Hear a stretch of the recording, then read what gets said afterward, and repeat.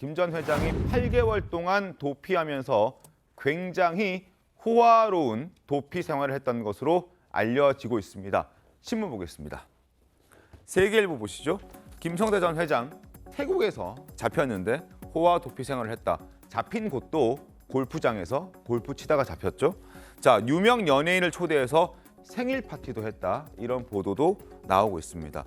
그리고 이러한 호화 생활을 할 수 있게끔 도와준 사람들은 지금 현재 6명쯤 되는 것으로 검찰은 판단하고 있는데 도피를 도운 임직원 6명 사전 영장 청구했고요. 영장 실질 심사가 오늘 열립니다.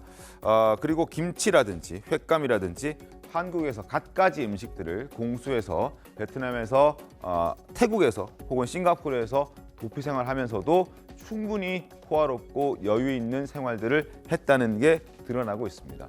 지난해 9월에도 국회 대정부 질문에서 관련 사실이 언급되기도 했습니다. 목소리 들어보겠습니다. 쌍방울 그룹 실소유주인 김성태 회장에 대한 체포영장이 발부되었고 태국에서 호화 도피 생활을 이어가고 있다 이렇게 나왔습니다. 파악하고 계십니까? 실제로 쌍방울 임직원들이 음식을 전달하고 이런 부분에 일정 부분 그런 부분들이 나와 있어서 도피하고 있는 범죄자에게 국내에서 그런 조력이 있는 부분들은 국내의 큰 실정법 위반이기 때문이고 사법질서를 우롱하는 처사이기 때문에 검찰에서 강력하게 조치를 할 것이라는 정도의 보고를 받았습니다. 무슨 죄를 저질렀길래 이렇게 도망을 가서 그 사원들에게 태국까지 와서 이 음식을 공수하게 합니까? 여러 가지 범죄 혐의가 중대한 범죄 혐의가 지금 상당 부분 수사가 진행 중이고 중대 범죄자를 외국에서 송환하거나 체포하는 것은 법무검찰의 고유 업무입니다. 지켜봐 주시면 저희는 성과를 낼 거라고 생각합니다. 자, 구체적인 행각들을 좀 살펴보겠습니다. 함께 화면을 보시죠. 지난 5월에 대선이 끝난 직후에 해외로 도주한 김성대 전 회장이 이렇게 살았다고 합니다. 김치, 횟감, 김, 고등어, 한국 음식들을 국내에서 공수해서 도피하는 중에도 먹었다. 그리고 매주 2, 3회 골프와 유흥을 즐겼다. 도피하는 중에도 골프를 쳤다. 이런 얘기들이 나오고 있고 호화 생일 파티를 위해서 고급 양주, 과일, 심지어 유명 연예인도 도피처로 초대했다. 그리고 태국 경찰 출신 경호원을 고용해서 기관총으로 중무장시켜서 만일의 사태에 대비를 했었다. 그리고 검거 당시 수십억 원 상당의 달러도 보유하고 있었다. 이런 내용들이 보도를 통해서 지금 드러나고 있습니다. 자, 증언들도 상당히 많습니다. 자신을 미스터 김으로 소개하면서 돈을 엄청 벌었다고 얘기를 했다. 실제 엄청 벌기도 했죠. 그리고 고급 술집에서 40만 원이면 2병, 80만 원이면 5병씩 사놓고 먹기도 했다. 그리고 아가씨가 앉으면 시간당 얼마씩 지불하고 팁을 주고 룸에 앉고 하면 100만 원 이상은 항상 나갔다. 이런 구체적인 내용들이 지금 각종 보도를 통해서 얼마나 이 김성태 전 회장이 호화로운 생활을 했고 검찰을 무시했는지 이런 생각이 들 정도로 보도들이 많이 나오고 있습니다. 이종규 평론가님. 네, 그렇습니다.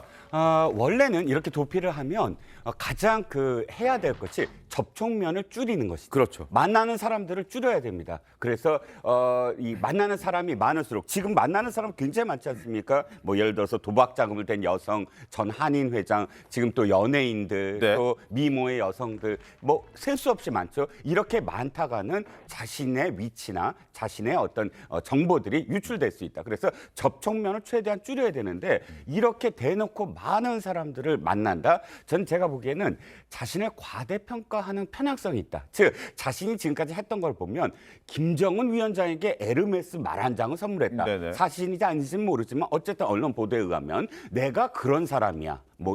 이런 식의 자신이 지금까지 했던 사업을 통해서 했던 많은 정치인이라든지 또는 정재계 인사라든지 그래서 자신이 돈을 갖고 있는 것만이 아니라 많은 정보를 갖고 있다. 네. 내가 입을 열면 이런 사람들이 다칠 수 있다. 이런 것들이 자꾸 자신을 과대평가하게 만드는 오버컨피던스라고 얘기하죠. 그런 어떤 이 편향성에 걸려 있어서 난 잡혀도 상관없어. 내가 입을 벌리면 큰일 날 사람들이 있어서 나를 보호해 줄 거야. 이런 식의 지금 망상에 사로잡혔던 게 아니냐라는 생각입니다. 알겠습니다. 조직폭력배 출신으로 알려져 있는 김성태 전 회장은 2010년 쌍방울을 인수하면서 기업가 이미지로 신분 세탁을 하게 됩니다. 당시 목소리 한번 들어보겠습니다. 쌍방울 강림 나우스 직원 여러분, 임직원 여러분, 강림은 작년 매출 목표보다 상회하는 목표를 달성했습니다. 강림 임직원 여러분 감사합니다. 나우스는 힘든 한 해였습니다. 하지만 올해에는 재기하는 한 해로 될 거라 믿습니다. 쌍방울 강림 나우스 임직원 여러분 사랑하고 감사합니다. 자, 김 전 회장이 이제 체포가 됐습니다. 아직 태국에 있는데 이제 관심은 언제 송환돼서 검찰 조사를 통해서 어떤 내용들이 폭로가 될지 이 부분이 관심입니다. 김성태 전 회장이 검찰에 호의적으로 뭔가 얘기를 하고자 하는 의지가 있다면 그 송환 시기는 좀 빨라질 테고 그렇지 않다면 길게는 수년씩 걸릴 수 있다라는 전망도 나오고 있습니다. 자, 김재진 변호사님 어떻게 될 것 같습니까? 오늘 일단 태국에서 간이 재판이 있다고 하긴 하던데요. 네네. 그래서 지금 신병을 확보하는 방법, 이제 한국으로 이제 이렇게 보내는 방법이 두 가지가 있는데요. 네. 하나는 이제 강제 추방이고 하나는 이제 범죄인 인도 협약에 따른 범죄인 인도입니다. 근데 지금 강제 추방 쪽에 좀 무게를 두고 있는 게 네. 이유가 강제 추방 같은 경우에는 비교적 이제 이 판단 요건이 좀 간단합니다. 예를 들어서 이 김성태 회장의 체류 비자가 예를 들어 6개월짜리다. 네. 근데 체류 기간이 하루라도 넘었다. 그럼 그 순간부터 그냥 불법 체류가 되는 거예요. 그렇기 때문에 그 판단 기준이 굉장히 태국 국내법상의 어떤 이런 위반 혐의가 있느냐 이런 네. 걸 갖고 판단하기 때문에 비교적 신속하고 간단하게 판단이 될 수가 있고요. 반면에 범죄인 인도 협약에 따른 이제 송환의 경우에는 이제 조약에 따른 판단이기 때문에 조약 같은 경우에 기본적으로 상호주의가 적용됩니다. 네. 그렇기 때문에 태국 법원도 판단을 할 때 단순히 법 위반을 했다기보다 한국이 또 얼마나 태국의 사법당국에 협조적이었는지, 심지어 심할 경우에는 한국과 태국의 어떤 외교 관계까지도 이런 송환 협약에 송환 이런 결정에 영향을 줄 수가 있기 때문에 비교적 좀 시간이 많이 걸리고 그렇기 때문에 강제 추방을 통해서 오늘 이제 간이 재판이 열린다고 하는데 간단하게 이제 강제 추방 이제 불법 체류가 인정이 되면 이제 강제 추방이 되면서 이제 신병이 자연스럽게 확보가 될 수가 있습니다. 알겠습니다. 장윤 변호사님 네. 어떻습니까? 일단 쌍방울 측 관계자들도 오래 머무르는 것보다는 빨리 들어와서 해결을 좀 하는 게 본인에게도 더 유리한 것 같다라는 충고들을 하고 있다고 하긴 하던데. 그렇죠. 일단 국내에 들어오는 순간 여러 가지 지금 혐의점들, 뭐 자본시장법 위반뿐만 아니라 업무상 횡령, 배임 등등이 이어져 있습니다. 네. 그렇기 때문에 빨리 와서 수사에 적극적으로 협조하는 모습을 보일 필요가 있는데 김성태 전 회장이 그런 선택을 할지는 사실 잘 모르겠습니다. 본인으로서는 들어오면 처벌의 가능성이 매우 높다라고 해서 이 귀국하는 시점을 상당히 뒤로 미루려고 할 것이고 오늘 사실 간이 재판이 열리죠. 네. 지난해 12월에도 자금지기라고 했던 금고지기를 했던 그 직원이 태국에서 잡히기도 했습니다. 네. 그런데 정식 재판하면서 지금까지 귀국하지 않고 있거든요. 아마 김성태 전 회장도 오늘 열리는 간이 재판에서 난 불법 체류 신세가 아니다. 그리고 나 다투겠다 하면 또 정식 재판이 열립니다. 그러면 수개월이 또 흘러갈 가능성이 좀 높아 보입니다. 알겠습니다. 상황을 좀 봐야겠습니다. 김성태 전 회장의 의지가 중요한데 지켜보도록 하겠습니다. 그리고 검찰이 김 전 회장의 송환을 이렇게 서두르는 이유는 이재명 대표의 변호사비 대납 의혹에 김성태 전 회장이 핵심 키맨이기 때문입니다. 김성태 전 회장이 이재명 대표 관련 진술을 할 테니 쌍방울만 봐달라 뭐 이런 식으로 검찰에게 거래를 시도했다는 보도도 나오기도 했었던 걸 아마 많은 분들 기억하실 겁니다. 만약에 송환이 돼서 들어온다면 어디까지 진술할지가 좀 궁금해지는데 윤희숙 대변인은 어떻습니까? 충분히 얘기하겠습니다. 저 김성태라는 분이 지금 생각하는 건 딱 하나일 거예요. 본인의 회사를 지켜서 돈을 확보하자. 네. 그게 제일 큰 목적일 텐데 그렇다면은 회사가 다치지 않는 선에서 뭐라도 할 겁니다. 그렇게 되면은 본인이 알고 있는 거 뭐 숨길 게 없겠죠. 네. 회사만 지켜준다면 우리나라에는 그 플리바게닝이라고 하죠. 유죄 협상제라는 제도는 없습니다. 네. 사실은 없지만은 그래도 수사에 많이 협조를 한다면 또 어느 정도 본인한테 조금이라도 유리한 상황을 만들 수 있지 않을까. 그렇다면은 본인이 알고 있는 뭐 이재명 대표 관련한 얘기도 있을 수 있고요. 모든 얘기를 할 거다. 저는 그렇게 봅니다. 한민숙 대변인은 어떻습니까? 변호사비 대납이라는 건 상당히 상식적으로 보면은 사실 근거는 없다고 생각이 듭니다. 왜냐하면 이 변호사비를 대납했다는 시기가 이미 2017년에 이재명 대표가 대선에 한번 출마한 후보였고 네. 2018년이면 경기도지사라는 유력한 정치인인데 이런 유력한 정치인이 직접 누구에게 뇌물을 받는 것도 아니고 다른 사람을 시켜서 그 거액의 20억이 된다는 거 아니겠습니까? 그거를 대납을 시켰다는 거는 정치권에서도 그렇고 상식적이지 않다. 그리고 검찰이 이 사건이 불거진 게 아마 대선 정국이었으니까 벌써 뭐 횟수로 2년이 넘었죠.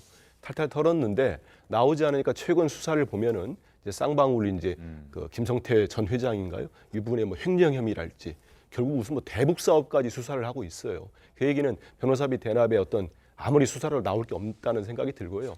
우리가 기억을 조금만 되돌리면 이 사건이 불거졌을 때 네. 같이 이제 공모한 사람이 2명이 있습니다. 한 분은 이제 지금 뭐 돌아가신 걸로 알고 있는데 다른 한 사람이 당시에 검찰에 자술서를 2번이나 냅니다.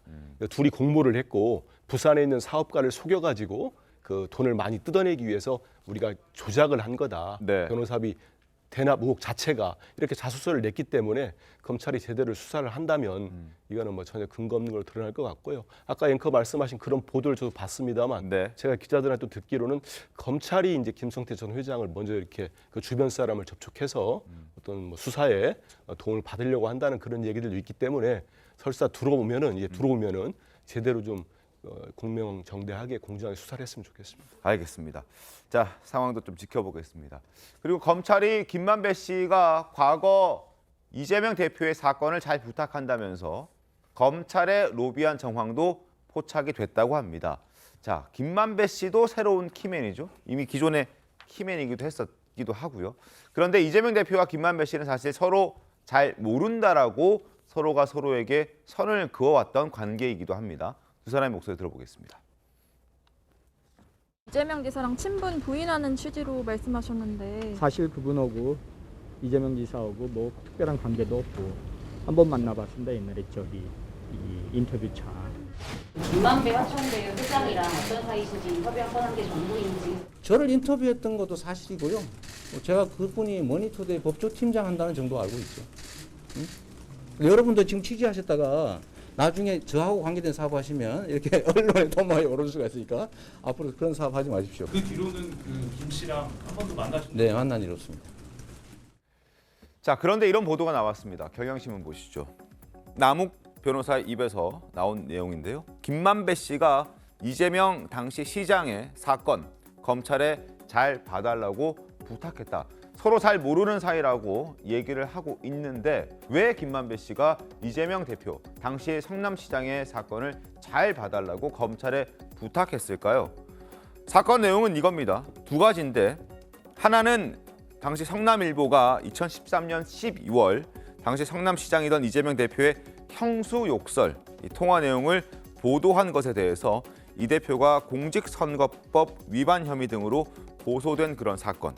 그리고 또 하나는 이 대표가 2010년 지방선거 당시 후보 단일화 조건으로 경기 동부연합 인사들이 운영하는 나눔 환경을 성남시 청소 용역 업체로 선정했다는 그런 의혹을 보도한 서울신문을 이 대표가 고소한 뒤로 무고 혐의로 맞고소한 사건, 이 두 가지 사건이 있었는데 이걸 지금 김만배 씨가 이재명 대표를 위해서 검찰에게 이 사건들을 좀 잘 봐달라 이렇게 얘기를 했다는 겁니다. 장유 변호사님. 네. 잘 모르는 사이라고 얘기를 하고 있는데 뭘 잘 봐달라고 부탁까지 합니까? 그렇죠. 지금 짚어주신 것처럼 사건 두 가지가 실제로 이제 벌어졌던 사건입니다. 네. 이 특혜 의혹을 제기한 언론사 그리고 이제 형수욕설을 보도한 언론사를 상대로 이재명 대표가 고소를 했던 사안이었고요.